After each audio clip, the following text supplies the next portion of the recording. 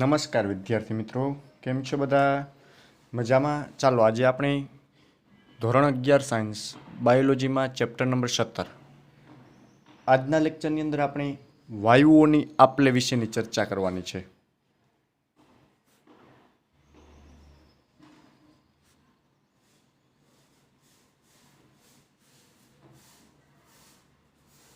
વાયુ આપલે. હવે વાયુઓની આપલે એટલે આપણે એને ઇંગ્લિશમાં ગેસ એક્સચેન્જ કહીએ છીએ. તો આ ગેસ એક્સચેન્જ કેવી રીતના થાય છે આપણા શરીરની અંદર એના વિશેનો આપણે અભ્યાસ કરવાનો છે. તો હવે સૌપ્રથમ આપણે આના અભ્યાસની અંદર જોઈએ તો વાયુ એક્સચેન્જની અંદર વાયુઓ ટ્રાન્સફર થાય છે આપણા શરીરની અંદર, એ કેવી રીતના થાય છે એના વિશેની આપણે સૌપ્રથમ બેઝિક માહિતી લઈએ.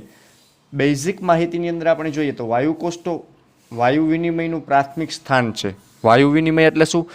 કાર્બન ડાયોક્સાઇડ અને CO2ની આપલે થાય છે. તો એના માટે સૌપ્રથમ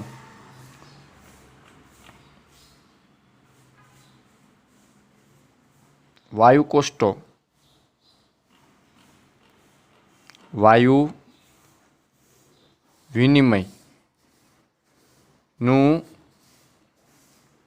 પ્રથમ સ્થાન છે. શેનું કીધું? વાયુ વિનિમયનું પ્રથમ સ્થાન એટલે વાયુકોષ્ઠો છે. વાયુઓનું વિનિમય કોની વચ્ચે થાય છે?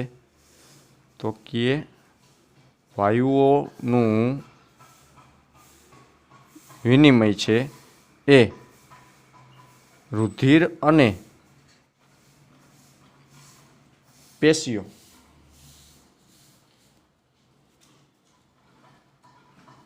વચ્ચે પણ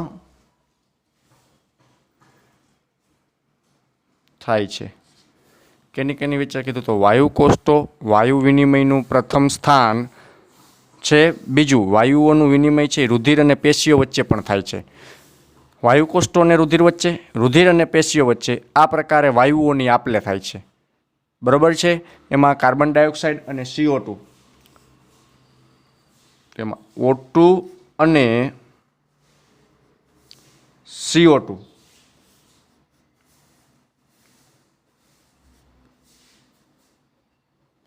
O2 અને CO2નું આ સ્થાને અથવા આ સ્થળે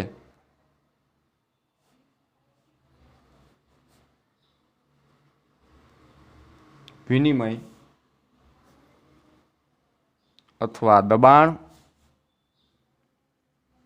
એ સાંદ્રતા ઢોળાંશ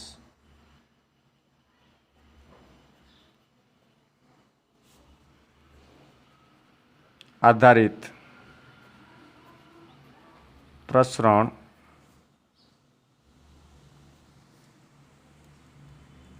દ્વારા થાય છે.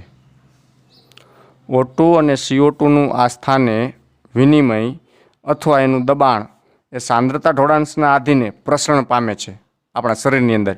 ફેફસામાંથી રુધિરવાહિનીઓમાં, રુધિરવાહિનીઓમાંથી પેશીઓમાં, પેશીઓમાંથી રુધિરવાહિની, ત્યાંથી ફેફસામાં આ પ્રકારે જોવા મળે છે. પછી વાયુઓ જે છે એ વાયુઓની દ્રાવ્યતાની સાથે સાથે વાયુઓની દ્રાવ્યતાની સાથે સાથે પ્રસરણમાં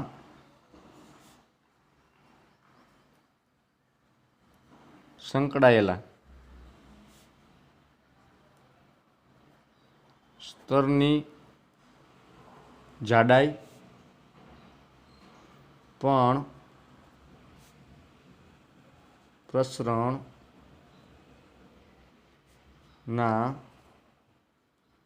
દર ઉપર અસર કરતા કેટલાક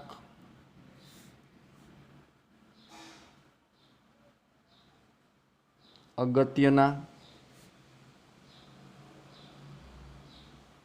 પરિબળો છે. એટલે અમુક અગત્યના પરિબળો પણ જોવા મળે છે.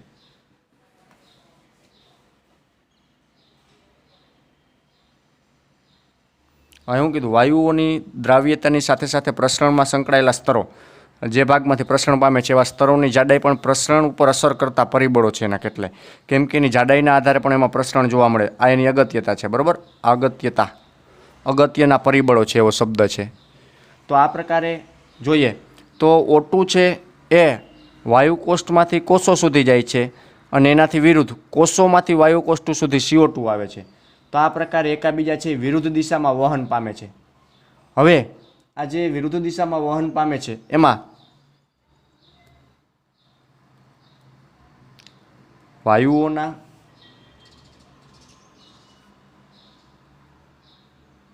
મિશ્રણના અથવા વાયુઓના મિશ્રણમાં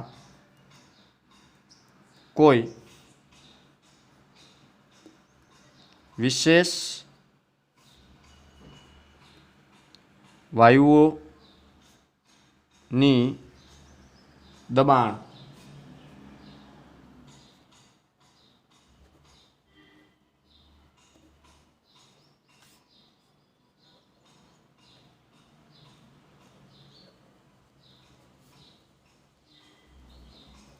જો અહીં શું કીધું? વાયુઓના મિશ્રણમાં કોઈ વિશેષ વાયુઓના દબાણમાં ભાગીદારીને આંશિક દબાણ કહેવાય. એટલે વાયુ ઉપર જે વિશેષ પ્રકારનું દબાણ લાગે છે, બરાબર, એવા દબાણને આંશિક દબાણ કહેવાય. તો આવું આંશિક દબાણ કહેવાય છે.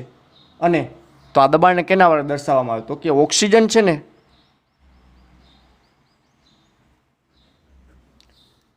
ઓક્સિજનને PO2 વડે દર્શાવાય. કેવું? PO2, P small O capital, PO2 ની થી દર્શાવાય છે. અને કાર્બન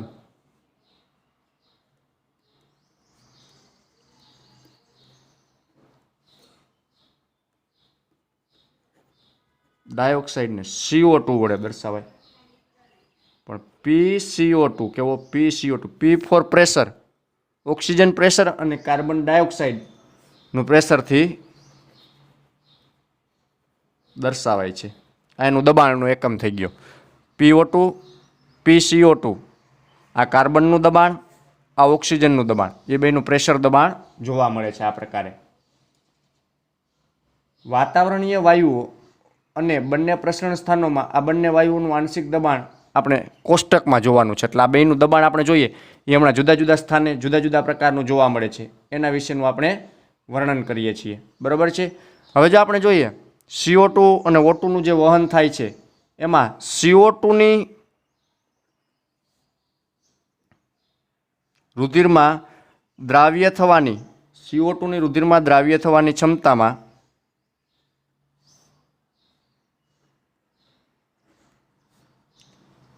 અને O2 ની દ્રાવ્ય થવાની ક્ષમતા કરતાં O2 જે રુધિરમાં દ્રાવ્ય છે ને એના કરતાં CO2 છે ને એ 20 થી 25 ગણો અથવા 20 થી 25 ગણી વધારે છે. શેની? દ્રાવ્ય થવાની ક્ષમતા 20 થી 25 ગણી વધારે છે CO2 ની. તેથી એક એકમ આંશિક દબાણના તફાવતથી O2 કરતાં CO2 પ્રસરણ પટલમાં વધુ પ્રસાર પામે. જે પ્રસરણ પટલ છે ને એમાં O2 કરતાં CO2 વધારે પ્રસરણ પામે, કેમ કે એનું દબાણ ક્ષમતા વધારે, પ્લસ એને પ્રસરણ થવા માટે જે દ્રાવ્ય ક્ષમતા છે એ 20 થી 25 ગણી CO2 કરતાં O2 ની ઓછી છે. હવે પ્રસરણ પટલ છે એની વાત કરીએ છીએ, બરાબર છે. તો એ આપણે જોઈએ હમણાં પ્રસરણ પટલે. તો આનું આંશિક દબાણ છે ને, આ બેનું આંશિક દબાણ એ શેમાં લેવામાં? તો કે આંશિક દબાણને mmHg માં લેવામાં આવે છે. એમાં mmHg વડે આંશિક દબાણને બતાવવામાં આવે છે. ચાલો, પ્રસરણ પટલ 3 મુખ્ય આવરણોનું બનેલું. હવે આપણે જે આનું પ્રસરણ પટલ છે એની વાત કરીએ તો એ હમણાં જોઈએ કયા કયા 3 આવરણો હોય. એ પહેલાં આપણે જે વાયુઓની આપલે થાય છે, બરાબર છે, એનું એક નાનું એવું કોષ્ટક છે. તો એ કોષ્ટકનો આપણે અભ્યાસ કરીએ.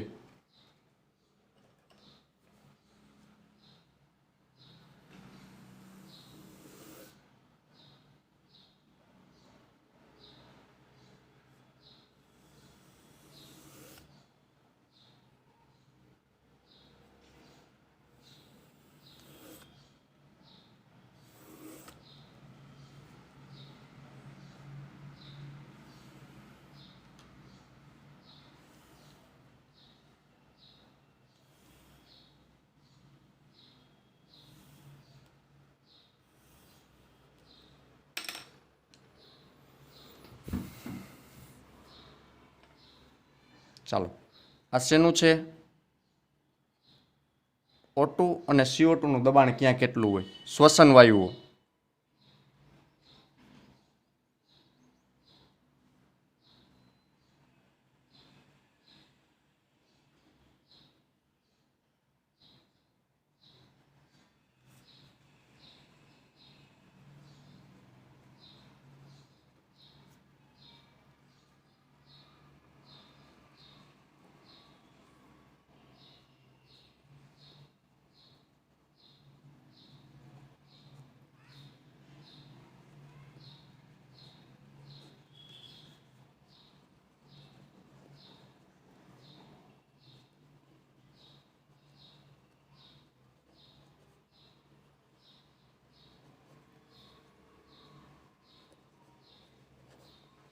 ચાલો, CO2 અને O2 નું ક્યાં અને કઈ જગ્યાએ કેવું કેવું સંરચના હોય? શ્વસન વાયુમાં O2 અને CO2 આ બેનું જો આપણે દર્શાવીએ છીએ, વાતાવરણની અંદર આ વાયુનું પ્રમાણ કેટલું હોય?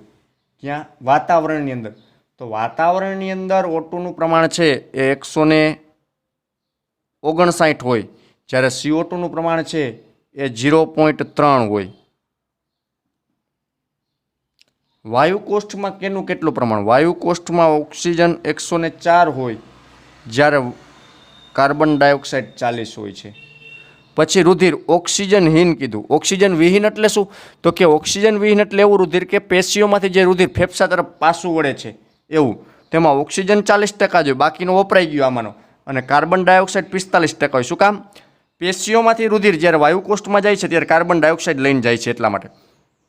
ફેફસામાંથી જ્યારે પેશીઓ તરફ રુધિર જાય છે એમાં 95% ઓક્સિજન હોય અને કાર્બન 40% હોય. પેશીમાં 40% ઓક્સિજન વપરાઈ જાય છે અને 45% કાર્બન ડાયોક્સાઇડ હોય છે. એટલે પેશીમાંથી 45% રુધિરવાહ દ્વારા આ જાય છે અને અહીં 40 વપરાઈ જાય પેશીમાં, એટલે 40% બાકીનો જમા રહીએ છે. આ પ્રકારે વાયુઓનું દબાણ જોવા મળે છે. હવે જે આ વાયુઓનું દબાણ આપણે જોવા મળે છે, આંશિક દબાણ, બરાબર છે, એ જુદી જુદી જગ્યાએ જુદા જુદા પ્રકારનું દબાણ જોવા મળતું હોય છે, અલગ અલગ પ્રકારે. તો એ દબાણ કેવા પ્રકારે અને કઈ રીતના જોવા મળે છે? તો એવું દબાણ આપણું વાયુકોષ્ઠ, એની સાથે સાથે શેમાં જોવા મળશે? આપણું હૃદય અને આપણી પેશી, એની વચ્ચે જોવા મળે. તો આપણે આ જે દોર્યું એને આપણે નાની એવી આકૃતિ દ્વારા સમજવાનો ટ્રાય કરીએ કેવા પ્રકારનું હોય. તો એ આકૃતિ દોરીએ આપણે સૌ પ્રથમ.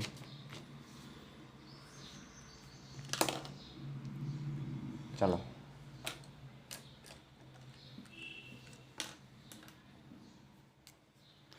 આપણે જે વાત વિનિમયની વાત કરી, તો હું અહીં એક નાનું એવું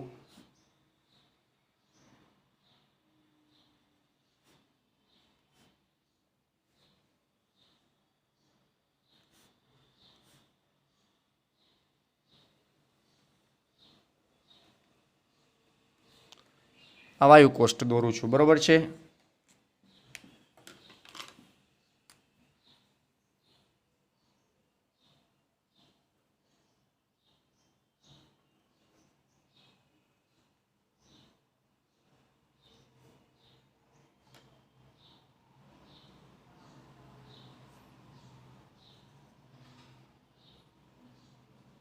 આ મનુષ્યનું હૃદય છે.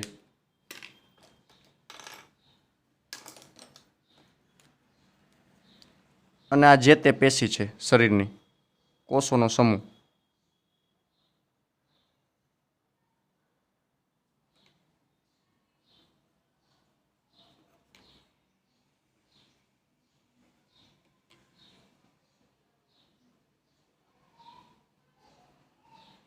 તો આની વચ્ચે વાયુઓની આપલે કઈ રીતના થાય છે એનો માર્ગ આપણે દોરીએ. ચાલો, સૌ પ્રથમ વાયુકોષ્ઠમાંથી ઓક્સિજનયુક્ત રુધિર આવે છે આ ભાગની અંદર, બરાબર છે. હવે આ ભાગમાંથી ઓક્સિજનયુક્ત રુધિર બહાર નીકળે છે અને જે તે અંગ સુધી જાય. બીજું, જે તે અંગમાંથી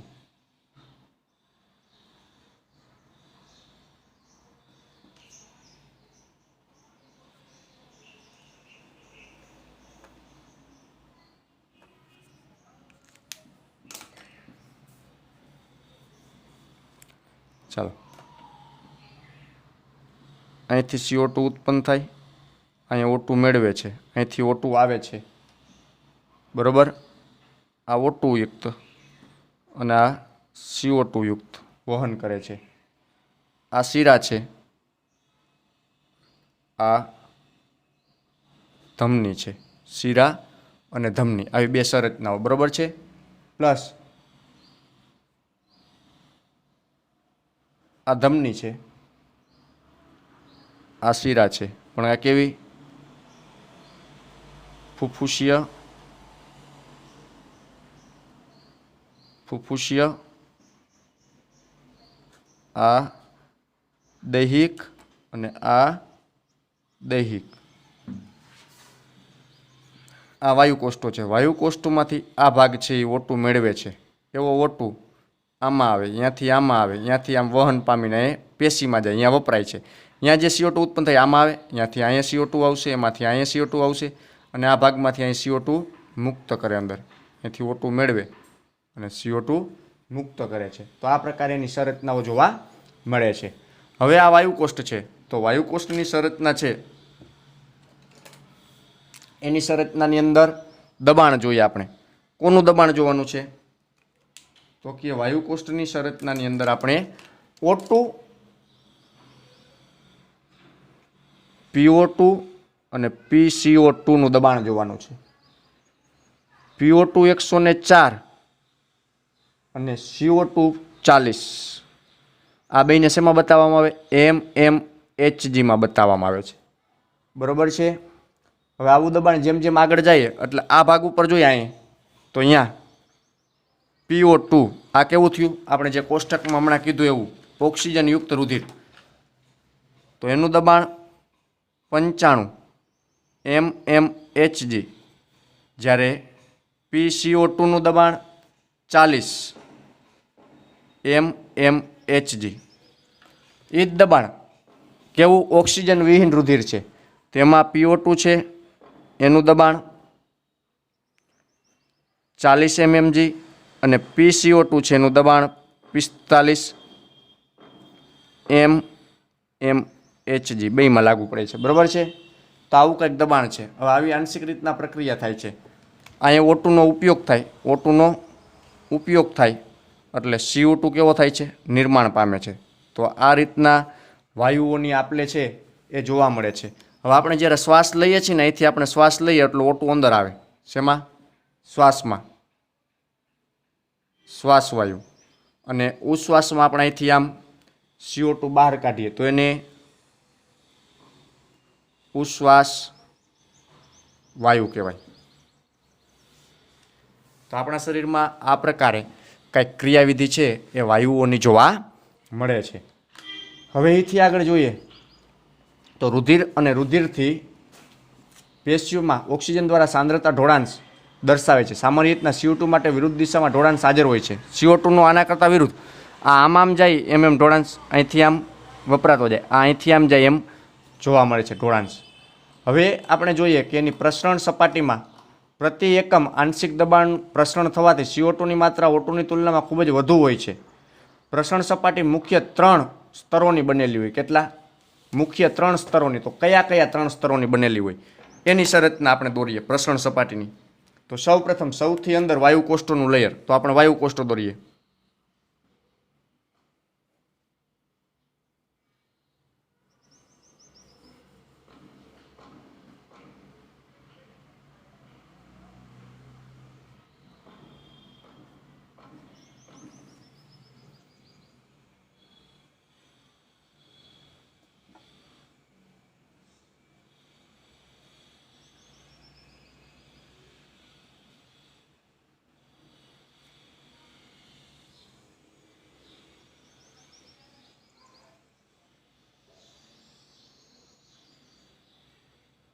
ચાલો, આ વાયુકોષ્ઠ થયો.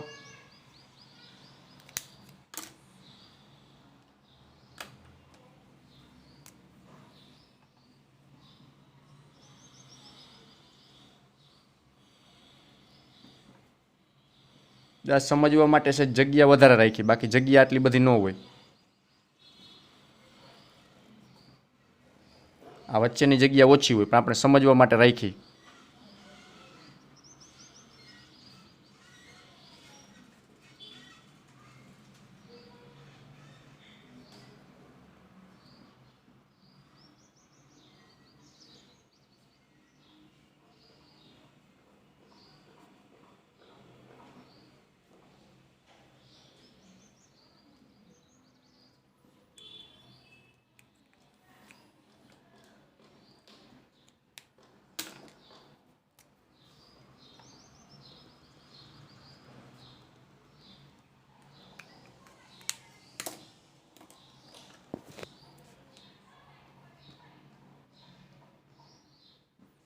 ચાલો, આમની વચ્ચે જે અહીંયા છે એ વાયુઓની આપલે થાય. આમ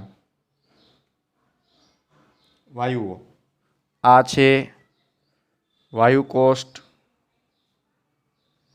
ગુહા, બરાબર છે. અહીં વચ્ચે પ્રવાહી ભરેલું હોય, એ પ્રવાહીને શું કહેવામાં આવશે? આધારક દ્રવ્ય.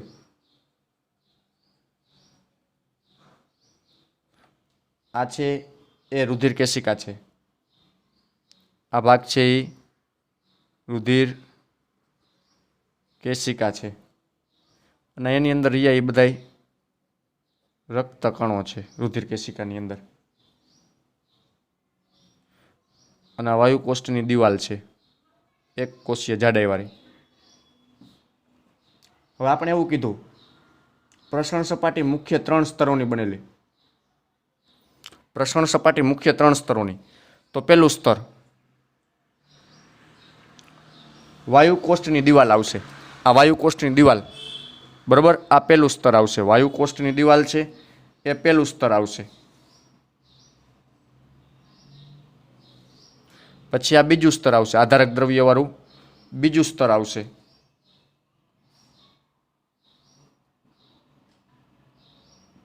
પહેલું સ્તર વાયુકોષ કેશિકામાં અંતર્જ્ય અને આ બંને વચ્ચેનો અવકાશ, અને આ રુધિર કેશિકા ત્રીજું સ્તર. આ 3 સ્તર. તો એમાં જો પહેલું સ્તર એટલે દિવાલ. દિવાલ શેની બનેલી? તો કે પાતળું લાદીસમ અધિચ્છદ કે જે વાયુકોષ્ઠની દિવાલ કે જે એક કોષીય જાડાઈ ધરાવે છે. આની વાત કરી પહેલું સ્તર પ્રસરણમાં, બરાબર. બીજું સ્તર વાયુકોષ્ઠની અને રુધિર કેશિકાનું અંતછદ. આ રુધિર કેશિકાનું અંતછદ, બરાબર.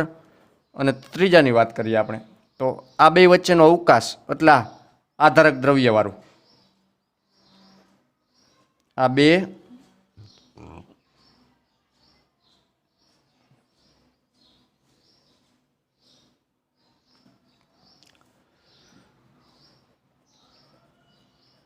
આવરણની વચ્ચે આધારક દ્રવ્યનું બનેલું સ્તર. તો આ પ્રકારે વિવિધ સ્તરની સંરચનાઓ જોવા મળે છે. અને આ 3 સ્તરો વચ્ચે વાયુની આપલે થાય. હવે આપણે વાયુઓની આપલેમાં રુધિર અને CO2 આ બેની આપલે જોવાની છે. એ પહેલાં પેશીમાં વાત વિનિમય કેવી રીતના થાય, પેશીની અંદર વાત વિનિમય કેવી રીતના થાય એના વિશેની થોડીક ચર્ચા કરવાની છે. તો હવે સૌપ્રથમ આપણે આંશિક દબાણને બધું જોયું. તો એના સિવાય આપણા શરીરની અંદર વાયુઓ જોવા મળે છે. તો આપણા શરીરમાં કેવા કેવા વાયુઓ જાય છે? તો આપણું શરીર છે એની અંદર આપણે વાયુઓની સંખ્યા જોઈએ.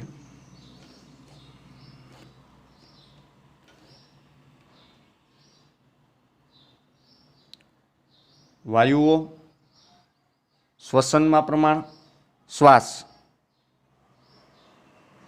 અને ઉશ્વાસમાં ટકાવારી. તો વાતાવરણમાં રહેલા વાયુઓ O2, CO2 અને N2. O2, CO2 અને N2 વાતાવરણમાં 3 પ્રકારના છે, બરાબર છે. તો શ્વાસમાં આપણે ઓક્સિજન કેટલો લઈએ છીએ? શ્વાસની અંદર આપણે ઓક્સિજન 21% લઈએ છીએ. જ્યારે શ્વાસ લઈએ તો એની સાથે સાથે 0.04% કાર્બન ડાયોક્સાઇડ આવે છે અને 78% નાઇટ્રોજન આવે. પાછો ઉશ્વાસ કાઢીએ છીએ એમાં 16% ઓક્સિજન બહાર કાઢીએ છીએ, 3.6% કાર્બન અને 78% નાઇટ્રોજન. નાઇટ્રોજનનો આપણે ઉપયોગ નથી કરી શકતા, ઓક્સિજનનો ઉપયોગ કરીએ 5% જેટલું, એની સામે એટલું 4% જેટલું કાર્બન ડાયોક્સાઇડ બહાર નીકળે છે. તો આ પ્રકારે જુદા જુદા વાયુઓની આપલે છે એ આપણા શરીરમાં જોવા મળે છે. તો આજના લેક્ચરમાં આપણે અહીંયા સુધી રાખીએ. આવતા લેક્ચરની અંદર આપણે વાયુઓનું વહન, જેમાં O2 અને CO2નું વહન કેવા પ્રકારે થાય છે એનો અભ્યાસ કરવાનો છે. તો આજનો લેક્ચર આપણે અહીંયા પૂર્ણ કરીએ છીએ. અસ્તુ.